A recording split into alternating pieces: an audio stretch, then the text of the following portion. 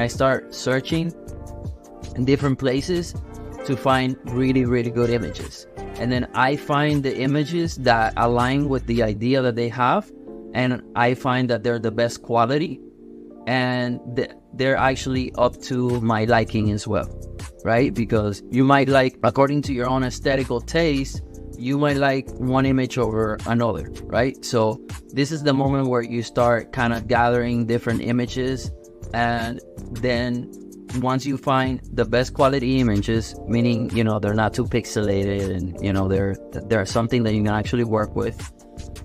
So I gather all these different images, and then I have the template of the person's body part, and then I just kind of start putting them together, kind of very intuitively. I'm not really overthinking it. I'm just like placing the images and trying different things, and most of the time, that's how I design my tattoos.